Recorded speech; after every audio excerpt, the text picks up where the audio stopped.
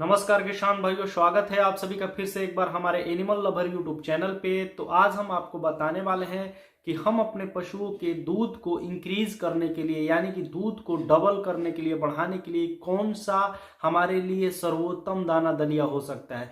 मेरे किसान भाइयों, हमारे भारतवर्ष में तमाम तरह के दाना दलिया उपलब्ध है, तमाम तरह की पशु आहार उपलब्ध है, मिनरल आहार है, लेकिन हमारे लिए सबसे बेस्ट कौन सा होगा।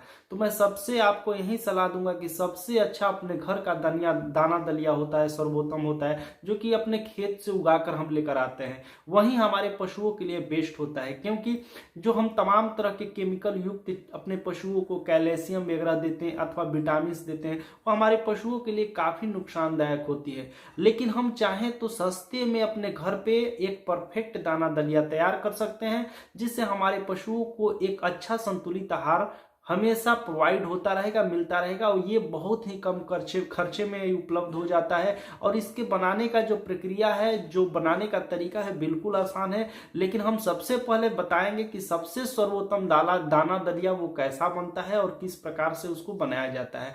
तो मेरे किसान भाइयों, जैसे कि मक्का हो गया, बाजरा हो गया, गेहूं हो गया, प्लस में हम जो मोटे मोटे अनाज यूज करते हैं जैसे मटर हो गया, किराए हो गया, इन तमाम तरह के मोटे अनाज को अगर आपके पास घर में है तो आप उसको जो है कि दलिया बना लीजिए, छोटे छोटे टुकड़े कर लीजिए।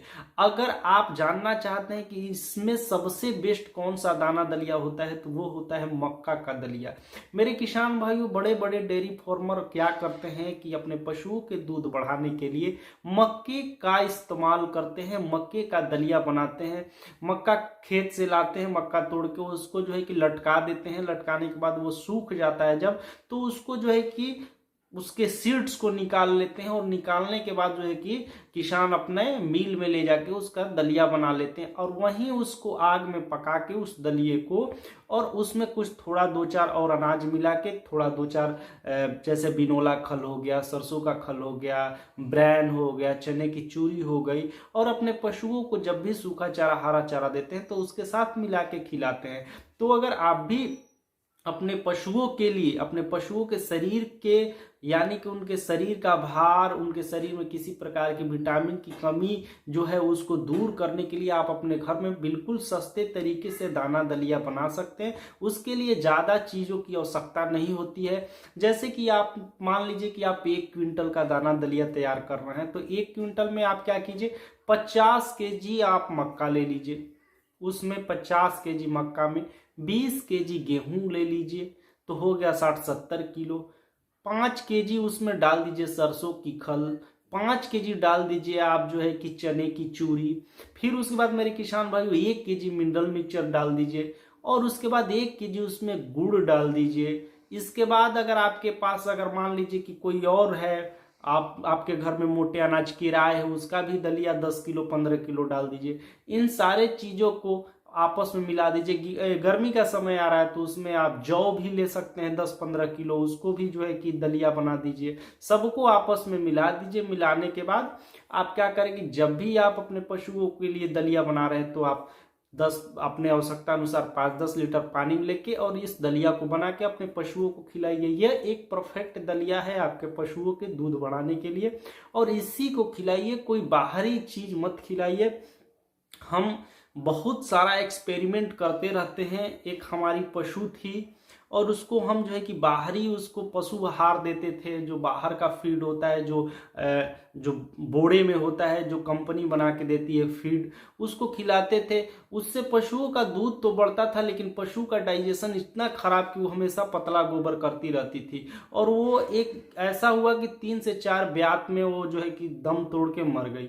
तो मेरे किसान भाइयों, हम हमेशा प्रयास करते हैं कि बाहरी चीज आप बिल्कुल न दें। आप जो है कि उसको एकदम शुद्ध चीज दें, जैसे कि ग्रीन हो गया, ग्रीन फीडिंग कराइए, हरा चारा दीजिए, 30 से 40% हरा चारा दीजिए, 10 से 15% सूखा चारा दीजिए। उसके बाद आप जो बना के दाना दलिया अपने घर से, जो गेहूं है, जौ है, मक्का है, बाजरा है, उसको दलिया बना के अपने पशुओं को दीजिए। गुड़ दीजिए, 100 ग्राम प्रतिदिन सरसों का तेल दीजिए। एक पशु चिकित्सा केंद्र से अच्छा सा क्वालिटी वाला मिनरल मिक्सचर लाइए, उसको प्रतिदिन 25 से 30 ग्राम दीजिए। ज्यादा से ज्यादा प्रयास कीजिए कि गेहूं से ज्यादा हम जो है मक्का का जो है कि दलिया हम दें, इसलिए कि मक्का में प्रचुर मात्रा में विटामिन होता है। पशुओं के दूध उत्पादन क्षमता को बढ़ाने में काफ़ी ही मदद करता है मेरे किसान भाइयों। जो पशुओं का अडर का विकास नहीं होता है, जो पशु का अडर छोटा होता है, अगर आपको लगता है कि आपकी भी पशु का अडर छोटा है तो ब्याने से 2 महीना पहले आप उसको विटामिन एच जो है कि अच्छे कंपनी का आप विटामिन एच पिला दीजिए। ब्याने के 2 महीना बाद तक पिलाइए, यानी कि 4 महीना। और मेरे किसान भाइयों, विटामिन एच क्या एक सीसी पाउडर फॉर्म में भी आता है, सीसी में भी आता है। सीसी वाला आपको 700 से 800 रुपए में मिल जाता है। 2 फाइल विटामिन एच पिला दीजिए, 3 फाइल, अडर का विकास हो जाता है काफ़ी। और जब आपका ब्याह जाए पशु तो 10 से 15 दिन के बाद जो मैंने सारी चीज़ें बताई इसको खिलाइए आप अच्छे से, आपके पशुओं को कोई नुकसान नहीं होगा और आपकी पशु हमेशा स्वस्थ रहेगी।